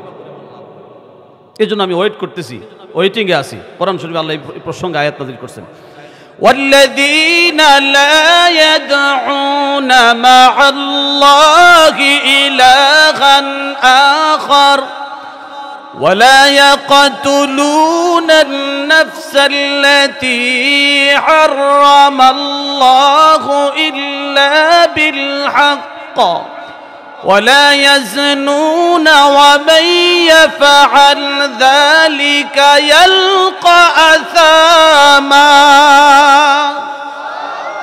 এই আয়াতের ভিতরে 3টা অপরাধের কথা বলছে। আল্লাহ রাব্বুল আলামিন বলেন, ওয়াল্লাযীনা লা ইয়াদউনা মা'আল্লাহি ইলাহান আখার, যারা আল্লাহর সঙ্গে অন্য কোনো ইলাহকে ডাকে না, তার মানে শিরিক করে না, আল্লাহর সাথে অন্য কোনো আল্লাহকে ডাকে না। এই বাংলাদেশের ভিতরে হাজার হাজার পাবলিক মুসলমান আছে যারা আল্লাহকে যা বলার দরকার এটা বাবার দরবারে গিয়া কয়। এটা 2-4 জন ঠিক করলে কবে না, সবাইকে তুইব কথা হাসান আমি যা বাবার দরবারে, পীরের দরবারে, ভণ্ডদের দরবারে, কবরে গিয়া সেজদায় পড়ে, যে সেজদার একমাত্র হকদার আল্লাহ, কিন্তু মাজারে গিয়া সেজদায় পড়ে আমি সচক্ষে দেখেছি অনেক মাজারে পীরের কদম মুসি করে, ডাইরেক্ট পীরের দরবারে গিয়া পীরের কাছে সেজদায় পড়ে যায়, জিন্দা পীরের কবরও সেজদা দেয়, এমনকি মরা পীর কবরের ভিতরে পর্যন্ত সেজদা দেয়। এ মুসলমান, আল্লাযীনা লা ইয়াদউনা মা'আল্লাহি ইলাহান আখার, আল্লাহর সঙ্গে যারা শিরিক করে না, শিরিকের মতো অপরাধ, এটা এত বড় অপরাধ। আপনি হাদিসের কিতাব যদি পড়েন, বাংলা যদি পড়েন, উলামায়ে কেরামকে জিজ্ঞেস করে দেখবেন, কবিরা গুনার লিস্ট আছে হাদিসে, কবিরা গুনার লিস্ট দেওয়া আছে। যত কবিরা গুনাহ আছে এর মধ্যে 1 নম্বরে আনা হয়েছে আশরিকু বিল্লাহ, আল ইশরাকু বিল্লাহ। কিতাবের ভিতরে আছে আকবারুল কাবায়ের, কবিরা গুনার মধ্যে সবচেয়ে বড় যেটা, এটা হলো আশরিকু বিল্লাহ অথবা আল ইশরাকু বিল্লাহ, আল্লাহর সঙ্গে শিরিক করা, আল্লাহর সঙ্গে অন্য কাউকে আল্লাহর সমকক্ষ বানানো। আল্লাহর জাতের সঙ্গে তো বানানো যাবে না, আল্লাহর সিফাতের সঙ্গেও না। আল্লাহ যা পারেন এগুলো বান্দারা পারে না। কথা বলেন ঠিক কিনা? সন্তান দেওয়ার মালিক কে? আওয়াজ দিয়ে বলেন, কে মালিক? কুমিল্লা বরুড়া থানা আছে একটা, কয়েক বছর আগে প্রতিবেদন তৈরি করছিল একুশে টেলিভিশন, ওই যে সাংবাদিক ইলিয়াস ভাই, উনি নিজে গিয়ে ওই প্রতিবেদনটা তৈরি করছিল, তখন তিনি দেশে ছিলেন, যে এক পীরের আবিষ্কার হয়েছে। পীরের নাম হলো বিরি বাবা। কোন বাবা? ওনার আসল নাম হলো মালেক, মালেক বাবা আর কি, উরুফে বিরি বাবা। উরুপ বুঝেননি আপনারা? অনেকে এই সংবাদে অনেক সময় উরুফে বলে। উরুপ মানে কি জানেন? পরিভাষায় উরুপ মানে পরিভাষায় সমাজে বলে বিরি বাবা, আসল নাম কি মালেক বাবা, পরিভাষা তারে বিরি বাবা কয়। তো ওনার দরবারে গেলে প্রথম যে মুরিদ হয়, প্রথম সবক হইল, পরীক্ষা হইল, 1 বসায় 20টা বিড়ি খাওয়ান লাগবো। যে জীবনে বিড়ি খাইছে না 20টা খাইতে পারবো? একটা টান দিলে তো কাশতে কাশতে অবস্থা খারাপ হয়ে যাবো। বাইপাসের ব্যবস্থা আছে, যে যারা বিড়ি টেনে খাইতে পারবেন না, আগুন ধরা, তারা এই বিড়ির ভিতর থেকে সুগারগুলো বের করে পানিতে গুইলা কাপের মধ্যে খাই নেবে। কিন্তু বিড়ি খাওয়া ছাড়া মুরিদ হওয়া, চিন্তা করছেন কারবারটা? সমস্ত বিজ্ঞান আর ডাক্তাররা বলে এটা স্বাস্থ্যের জন্য মহাক্ষতি, জঘন্য ক্ষতি, 1% করে বিড়ি খাইলে উপকার নাই। এমনকি বিড়ি নিজেই তার বুকের মধ্যে সাইনবোর্ড দেওয়া আছে, সিগারেটের গায়ে লেখা আছে ধূমপান করলে স্ট্রোক হয়, ধূমপান করলে ক্যান্সার হয়, ধূমপান করলে ফুসফুস কানা হয়ে যায়, গা হয়। অথচ উনি বলতেছে ওনার কাছে মুড়ি ধুইলে জান্নাতে যাওয়ার জন্য আগে বিড়ি খেতে দিব। নাউজুবিল্লাহ, জোরে কর না কেন? এটা কি বন্ডামি না? জোরে আওয়াজ দিয়ে এখন বন্ডামি না, বাদ পারি না, চিন্তা করছে। আর আমার ওই দেখেন এমন কোনো পীর নাই যার 2-10টা ভক্ত নাই। আমরা কেমন দেশে বসবাস করি, ভুল হোক আর শুদ্ধ হোক, রিয়েল হোক আর ফেক হোক, দুকা হোক, কিন্তু মুরিদ কিছু আছেই। কত বাবা আছে, হিয়াল শাহ বাবার মাজার আছে, চিটাগাং গেছি, ডাইল সালমিয়ার মাজার, পীরের নাম দিছে। কোন সালমিয়া জানি কিলাম মাজার।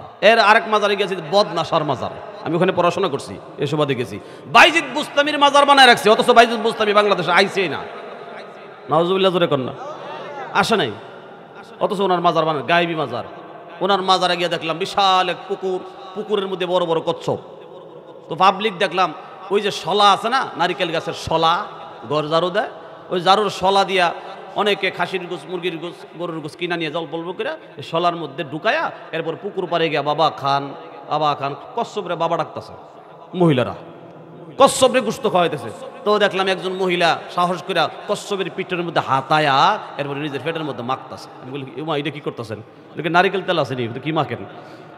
ও বাবা আমার একটা বাচ্চা দেন। নাউজুবিল্লাহ জোরে কর না কেন? আহা, বাচ্চা দেওয়ার মালিক কে? আস্তাগফিরুল্লাহ। গিয়া এই কচ্ছপের ফিডে বসায়, তার পেটে বসাইতেছে। এরা কিন্তু এটা পাপ মনে করতেছে না, এটা কি করতেছে? আশীর্বাদ মনে করে, নেক মনে করে, কল্যাণ মনে করে।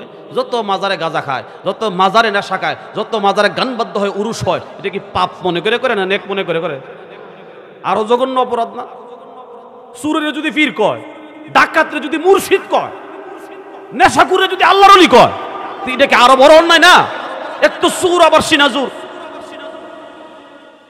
কথা কন না, ঠিক না? ঠিক না? কি চলতেছে দেশটার ভিতরে? ইন্নাদ-দীনা ইনদাল্লাহিল ইসলাম ওয়া মান ইয়াবতাগি গায়রাল ইসলামি দীনান ফালাই ইউকবালা মিনহু وهو في الآخرة من الخاسرين।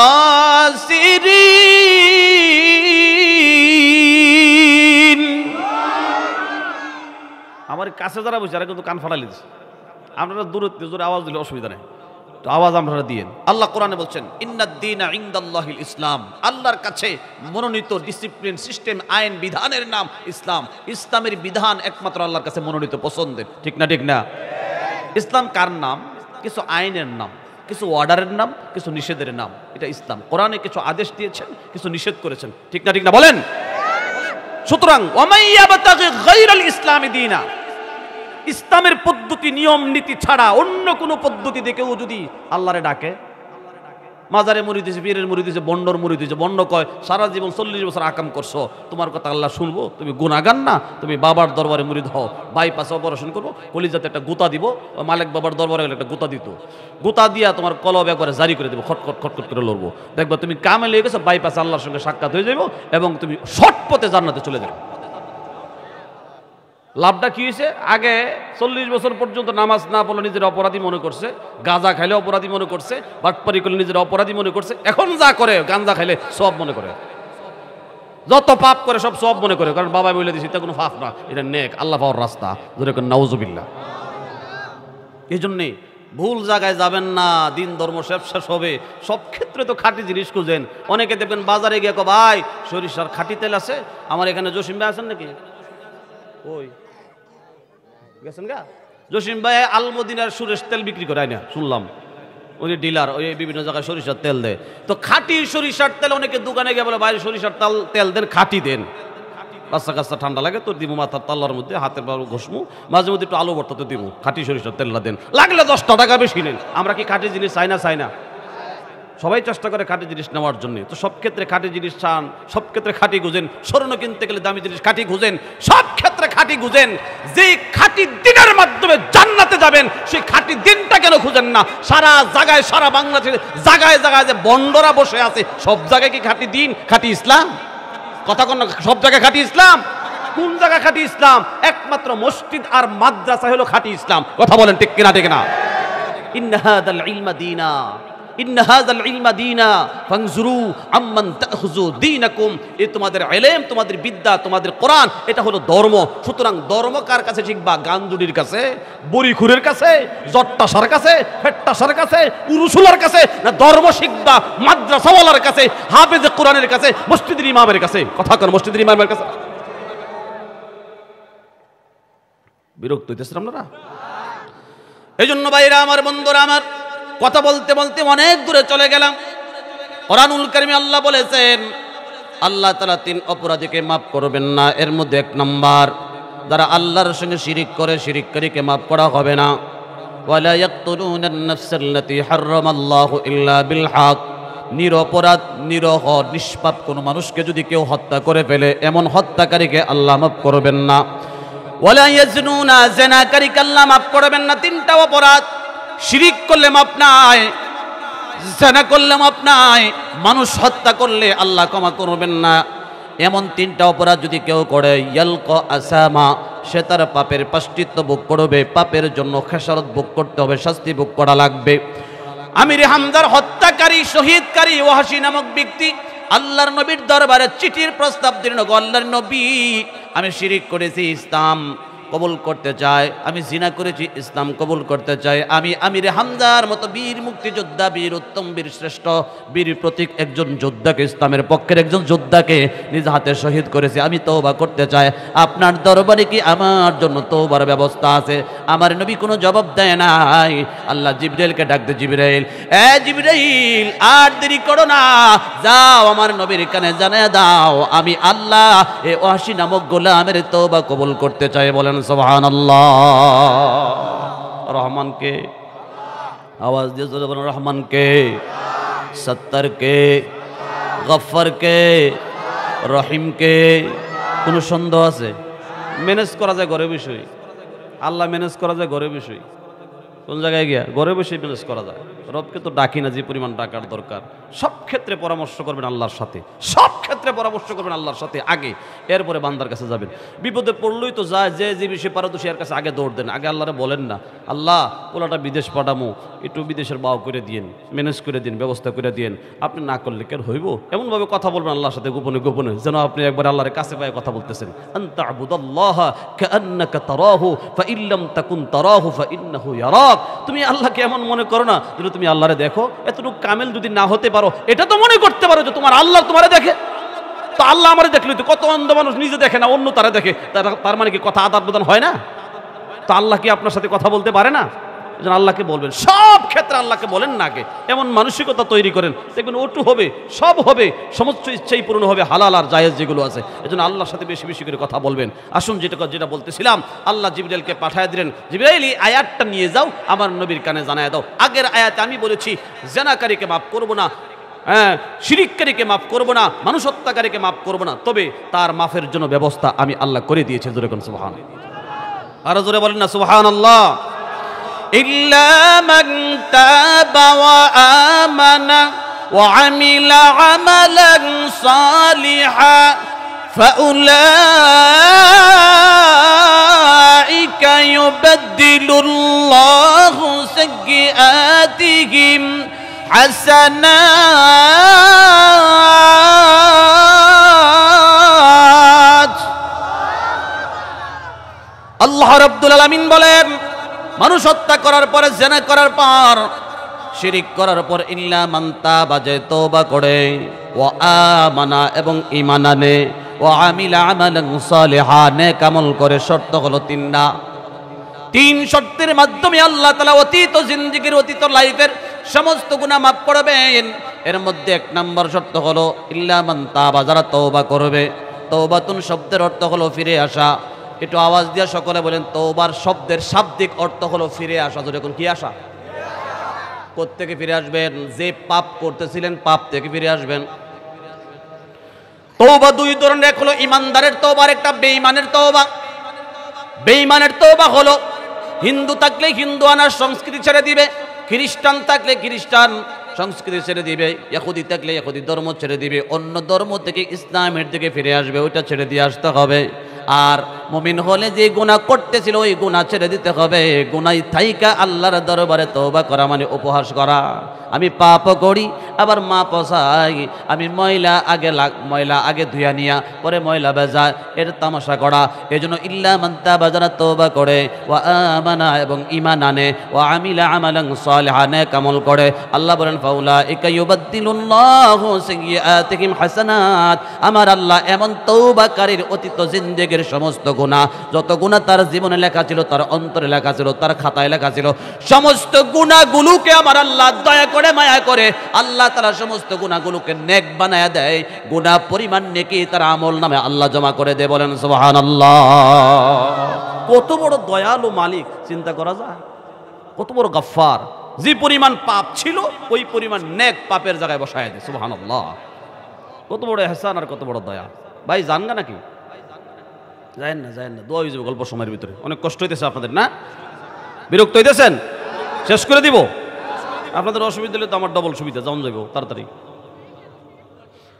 ভাইরা আমার, বন্ধুরা আমার, তো এই শর্তের মাধ্যমে আয়াত নাজিল হয়ে গেল। আল্লাহর নবী এই আয়াত চিঠির মাধ্যমে ওয়াহশী নামক গোলামের বাড়িতে পৌঁছায় দিলেন।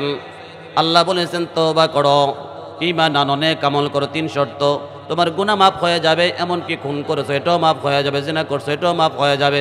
মাফ করে আল্লাহ তাআলা ওই গুনার জায়গায় নেক বসায় দিবেন। ওয়াহশী বলেন শর্ত 3টা, খুব ভালো লাগলো, তবে 3 নম্বর শর্তটা আমার কাছে কঠিন মনে হয়।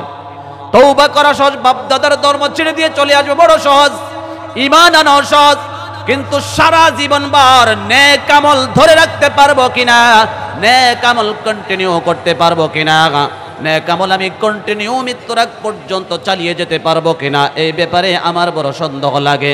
কারণ আমরা অনেক সময় দেখবেন ওয়াজ শোনার পরে মসজিদে বসে ওয়াদা দেয় হুজুর আর নামাজ ছাড়বো না, এরপরে দেখা যায় 1 সপ্তাহ 2 সপ্তাহ 1 মাস পড়ার পরে আবার নামাজ ছেড়ে দেয়। ওয়াদা ধরে রাখতে পারি না। ওয়াদা দেওয়া সহজ, কিন্তু ওয়াদা ঠিক রাখা বড় কঠিন। কথা বলেন ঠিক কিনা? 3 নম্বর শর্তটা সারা জীবন ভর নেক আমল করতে পারবো কিনা আমার গ্যারান্টি নাই।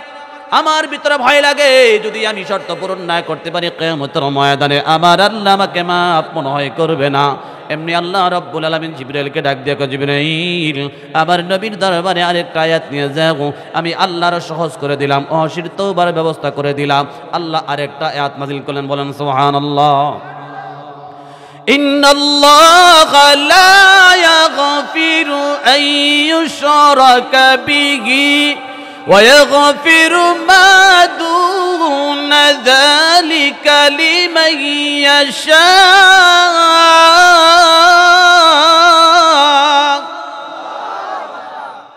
আয়াত নাযিল হয়ে গেল, ইন্নাল্লাহ নিশ্চয় আল্লাহ, লা ইয়াগফিরু আন ইউশরাকা বিহি ওয়া ইয়াগফিরু মা দুনা যালিক, আল্লাহ তাআলা শিরিক ছাড়া বান্দার জীবনের সব গুনাহ মাফ করে দিবেন। তার মানে নতুন করে যদি তুমি শিরিক না করো, আল্লাহ আর তোমার আমল নামার ভিতরে কোনো শিরিকের পাপ লিখবে না। ইসলাম তো এত সহজ জিনিস, আল ইসলামু ইয়াহদিমু মা কানা ক্বাবলাহু, ইসলামের পূর্বের গুনাহগুলো ইসলাম কবুল করলে আল্লাহ এমনি মাফ করে দেয়। সুবহানাল্লাহ। কোন ওয়াহশী তুমি কালিমা পড়ে মুসলিম হয়ে যাও, আর শিরিক করো না। বাকি জীবনে যত পাপ করবা সে পাপগুলো আল্লাহর দরবারে মাপ চাইলে মাফ করে দিবেন। লা ইয়াগফিরু আন ইউশরাকা বিহি ওয়া ইয়াগফিরু মা দুনা যালিকা লিমান ইয়াশা, সব গুনাহ তোমার মাফ করে দিবেন, সব গুনাহ বান্দার মাফ করে দিবেন। লিমান ইয়াশা, তবে আল্লাহ আয়াতের শেষাংশে ছোট্ট করে লাগিয়ে দিলেন লিমান ইয়াশা, আল্লাহ যারে পছন্দ হয় তারে মাফ করবে, তার সব গুনাহ মাফ করবেন। আল্লাহ বান্দার সব গুনাহ শিরিক ছাড়া সব গুনাহ মাফ করে দিবেন, তবে আল্লাহ যারে চায় তারে মাফ করবেন। এটা আল্লাহর এখতিয়ার। আয়াত নাজিল হয়ে গেল, ওয়াহশী ছোট্ট করে ধরে পেলেন, আল্লাহ বলেছেন সব গুনাহ মাফ করবে, তবে আল্লাহ যারা চায় তারে মাফ করবেন। যদি কিয়ামতের ময়দানে আল্লাহ আমারে না চায়, কথা বলছেন, আমারা যদি না চায়, না চাইদের তালিকার মধ্যে যদি আমি পড়ে যাই, তাহলে তো আমি মাফ পাবো না। এখনো পর্যন্ত তিনি ওয়েটিংয়ে আছেন, ধরে বসে আছেন, আল্লাহর কাছ থেকে আরো সহজ কিছু আশা করতেছে। সুবহানাল্লাহ। এভাবে দেরি করার কারণে আমাদের লাভ হয়েছে না লস হয়েছে? কথা বুঝেন নাই? আমাদের লাভ হয়েছে না? আরো আশাপ্রদ আয়াত নাজিল করলেন। এরপরে আল্লাহ তাআলা কোরআনের সবচেয়ে বেশি আশাপ্রদ আয়াত নাজিল করলেন। 2টা আয়াত আল্লাহ কোরআনুল কারীমে উম্মতে মুহাম্মাদের জন্য নাজিল করলেন। এই 2টা আয়াতের মাধ্যমে সমস্ত পাপীরাই আল্লাহর কাছে ক্ষমার আশা করতে পারে, এমনকি শয়তান পর্যন্ত আশা করে আল্লাহ আমি শয়তানরাও মাফ করে দিতে পারে। চিন্তা করছেন কারবারটা? দুইটা আয়াত, এর মধ্যে একটা হলো আশাপ্রদ, আশার বাণী দুইটা আয়াত, এর মধ্যে একটা হলো ওয়ালাল আখিরাতু খায়রুম মিনাল উলা ওয়ালা সাউফা ইউতিকা রাব্বুকা ফাতারদা। কোরআনে আল্লাহ বলছেন সূরাতুদ দোহার ভিতরে, ওগো নবী কিয়ামতের ময়দানে আপনাকে এমন কিছু দেওয়া হবে যাতে আপনি খুশি হয়ে যান। আমার নবী কয় আমারে খুশি করবেন, এমন কিছু দিবেন আমি ততক্ষণ খুশি হব না যতক্ষণ আমার একটা উম্মত জাহান্নামে থাকবে। এটা কি একটা আশার আয়াত না? নবী বলে ফেলছেন যতক্ষণ খুশি আমারে দিবেন আমি খুশি হয়ে যাবো, তো আমি খুশি হব না যদি আমার একটা উম্মত জাহান্নামে থাকে। তাহলে আমাদের জন্য এটা কি প্লাস পয়েন্ট না মাইনাস? একটা আয়াত। আরেকটা হলো যে আয়াতটা এখন পড়বো, আল্লাহ আয়াত নাযিল করেছেন অহসির পক্ষে। قل يا عبادي الذين أسرفوا على أنفسهم لا تقنطوا من رحمة الله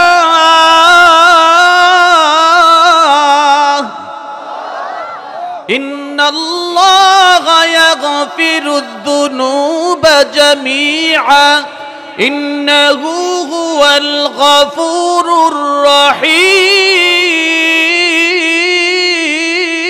الرحيم। এই আয়াতে আল্লাহ বলেন কুল, হে নবী আপনি বলুন, ইবাদিয়াল্লাযীনা আসরাফু আলা আনফুসিহিম, হে আমার বান্দারা গুনাহ করে করে যারা নিজের ক্ষতি নিজেরা করলা। বলেন তো আমরা যারা পার্সোনাল ভাবে গুনাহ করেছি, আমার গুনাহ আপনার গুনার দ্বারা অন্য কারো ক্ষতি হয়েছে না নিজের ক্ষতি হয়েছে? আল্লাহ বলেন আল্লাযীনা আসরাফু আলা আনফুসিহিম, যারা নিজের ক্ষতি নিজেরা করেছো, লা তাকনাতু মির রাহমাতিল্লাহ। মাঝে মধ্যে দিলকে যখন প্রশ্ন করেন আমার মতো অপরাধী আসমানের নিচে জমিনের উপরে আর হতে পারে না, আমি এমন কোনো অন্যায় নাই যে অন্যায় আমি করি না, আল্লাহ মনে হয় আমার গুনাহগুলো মাফ করবে না, আমার মতো পাপিষ্ঠ জমিনের উপরে নাই। এমন যারা নিরাশার পর্যায়ে চলে যাও, একেবারে নিরাশ হয়ে যাও, আল্লাহ বলেন লা তাকনাতু মির রাহমাতিল্লাহ, বান্দারে নিরাশ হয়ে যায় না। এ বান্দা আমি আল্লাহ প্রতিশ্রুতি দিলাম, ওয়াদা দিলাম, আমি আল্লাহ তোমার জিন্দেগীর সমস্ত গুনাহ খাতাগুলো মাফ করে দেব। ইন্নাল্লাহা ইয়াগফিরুয যুনুবা জামিআ, সব গুনাহ মাফ করব। জামিআ তাকিদ দিলেন, গুরুত্ব দিলেন, একটা গুনাহ বান্দার রাখবে না। বান্দা যদি তওবার মতো খাঁটি দিলে তওবা করতে পারে, আল্লাহ বান্দার জীবনের সব গুনাহ মোচন করে বান্দাকে আল্লাহর মাহবুবিনদের তালিকাভুক্ত করে দিবে। বলেন সুবহানাল্লাহ। এই তওবার জন্য শর্ত আছে, বলেন কি আছে? আর হাদিসে প্রমাণ আছে আল্লাহ যে মাফ করবেন। ইন্নাল্লাহা কাতাবা কিতাবান ক্বাবলা আন ইয়াখলুকাল খালকা ইন্না রাহমাতি সাবাকাত গযবি ফাহুয়া মাকতুবুন ইনদাহু ফাওকাল আরশ। আসমান বানাই নাই, জমিনও বানাই নাই, আসমান জমিন বানাইবার পূর্বে আল্লাহ তাআলা আরশে আজিম বানাইলেন। বিশাল একটা প্রজেক্ট মনে করেন, তাম পৃথিবী জুড়ে আল্লাহ পাকের একটা প্রজেক্ট। এই প্রজেক্টের ভিতরে আল্লাহ দুনিয়া বানাই নাই, আসমান বানাই নাই, আমাদেরকে বানাই নাই, কোন কুল কায়নাতের কিচ্ছু বানাই নাই। সব বানাইবার পূর্বে আল্লাহ আরশে আজিমের মধ্যে একটা সাইনবোর্ড লিখেছেন। আল্লাহু আকবার বলেন। সাইনবোর্ডে কি লেখা আছে? ইন্না রাহমাতি, নিশ্চয় আমার দয়া, ইন্না রাহমাতি সাবাকাত গযবি, আমার রাগ, আমার গুসার উপরে আমার মায়া, আমার দয়া সর্বদাই জয়ী থাকবে, বিজয় থাকবে। আমি আল্লাহর রাগও আছে, আমি আল্লাহর গুসাও আছে, আমি আল্লাহর আবার মায়াও আছে, তবে আমার রাগের তুলনায় আমার মায়া অনেক বেশি। বলেন সুবহানাল্লাহ। রাগের তুলনায় মায়া বেশি হইলে এই লোকটা কি খালি রাগে পারে না মায়া দেখা বেশি? মায়া বেশি।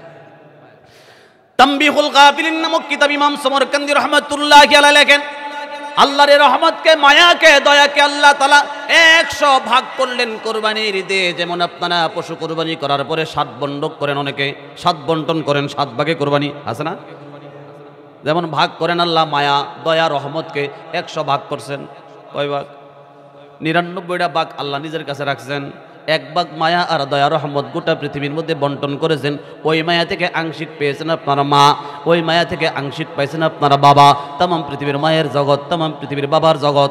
এ মুসলমান, পাখি কুল, প্রাণী কুল, এই মায়া থেকে আংশিক পাওয়ার কারণে দেখবেন মা নিজে না খায়া সন্তানের মুখে খাবার উঠায়া দেয়, চোখের পানি ছেড়ে কান্না করে, আল্লাহ আমার সন্তানকে মানুষের মতো মানুষ বানাও। মা না খায়া সন্তানের খাওয়াইলে মার কলিজায় ঠান্ডা, বাবা কষ্ট করে সন্তানের ভবিষ্যৎ উজ্জ্বল করতে চায়। দেখবেন গরু, ছাগল, ভেড়া, বকরিগুলো প্রাকৃতিক সিস্টেম।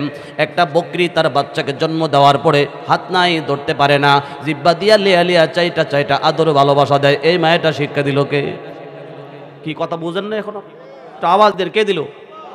ওই যে গাছের মধ্যে পাখিগুলো ছোট্ট ছোট্ট বাসা বাঁধে, অস্থায়ী বাসাগুলো বাঁধে।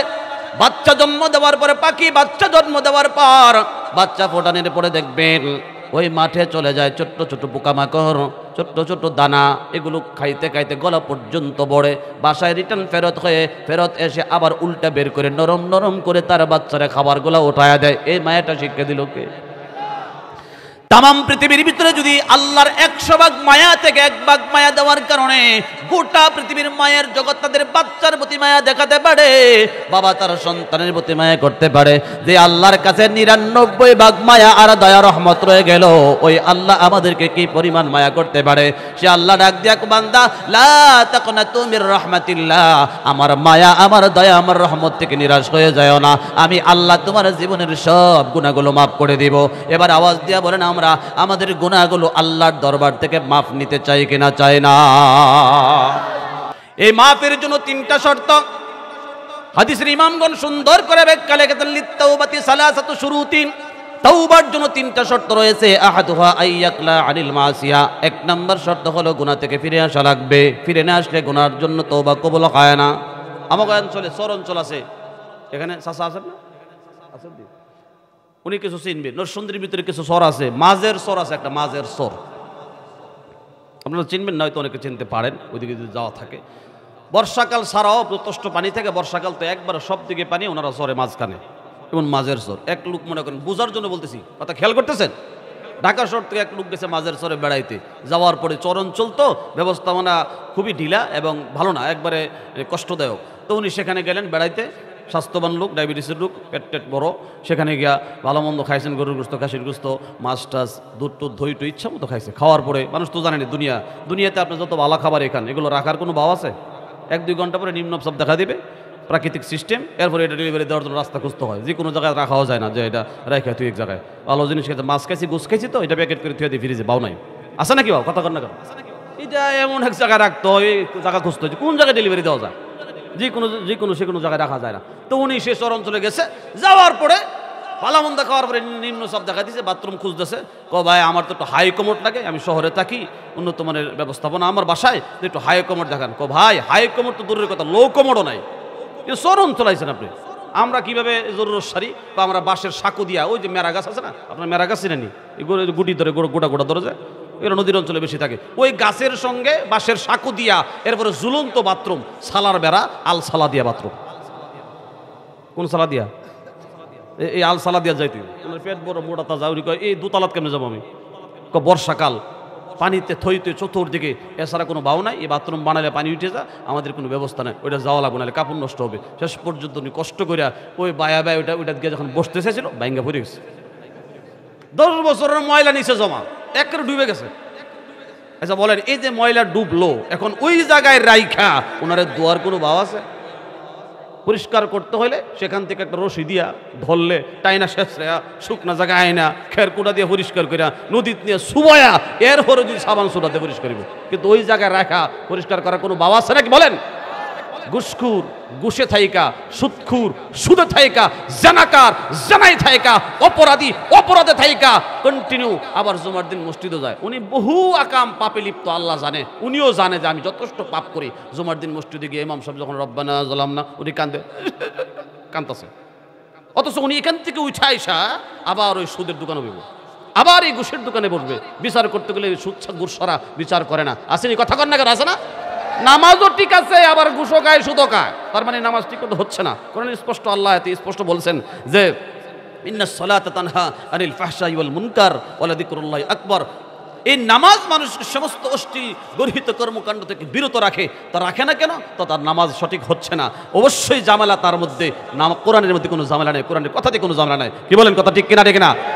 এই জন্য বহুত ঘুষ করে নামাজি আছে, বহুত সুদ করে নামাজি আছে, বহুত কালোবাজারি নামাজি আছে, বহু দুনিয়াদার এমন নামাজি আছে যারা হাজারো পাপের সঙ্গে জড়িত, জানার সঙ্গে জড়িত। তাহলে 1 নম্বর শর্ত হলো খুলুস করতে হবে পাপের রাজ্য, পাপ থেকে ফিরে আসা, ওই ময়লা থেকে বের হয়ে এসে এরপরে আপনার শরীরটাকে দিতে হবে, আল্লাহর দরবারে মাপ চাইতে হবে। এটা হলো 1 নম্বর শর্ত।